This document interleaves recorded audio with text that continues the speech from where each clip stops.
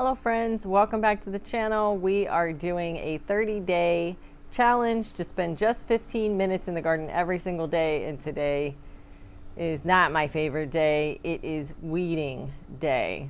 So let's jump right into it. Even though I'm not a big fan of weeding, I understand that there's a lot of benefits around it. First and foremost, you're going to reduce the competition of nutrition between the weeds and your plants. So by getting rid of the weeds aren't sucking up all the nutrition in your beds and ground or containers, and there's more nutrition there for your plants. So first and foremost, it definitely helps with nutrition.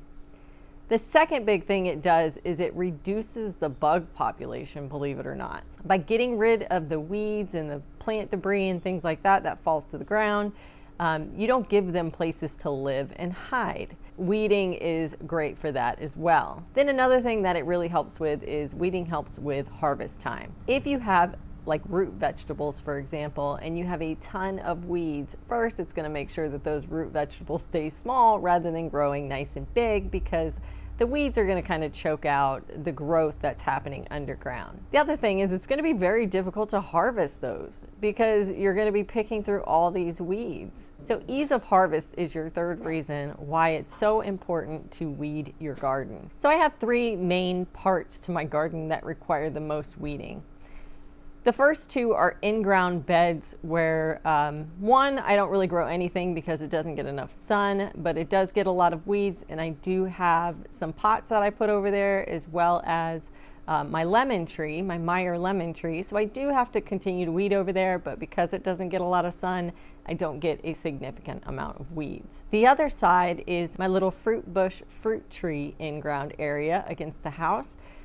This one probably gets the most weeds out of everything, but it's not super long and it is heavily mulched, so the weeds aren't super bad when I go to pick them. And the third main area is my actual raised beds. The way I like to tackle weeding is I like to spend just 15 minutes once a week. So on my phone calendar, I have a weeding day once a week, and that's this week. If I rotate them doing one of those areas, one of those three areas each week, then I can keep up with all the weeding and get it done in 15 minutes.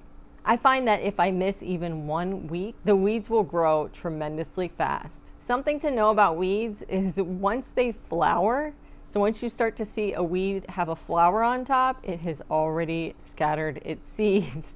You can guarantee that you are going to be picking those weeds out of that bed for a long time. So definitely aim to get the weeds out of your garden before the flowers start to form. So now let's go check out my most weedy area, and I'll show you how long it takes me to weed that area.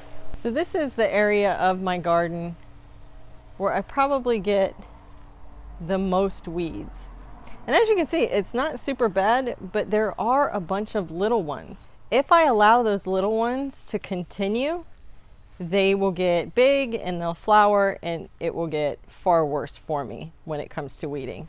So today I'm going to take my 15 minutes and I'm going to knock out these little weeds.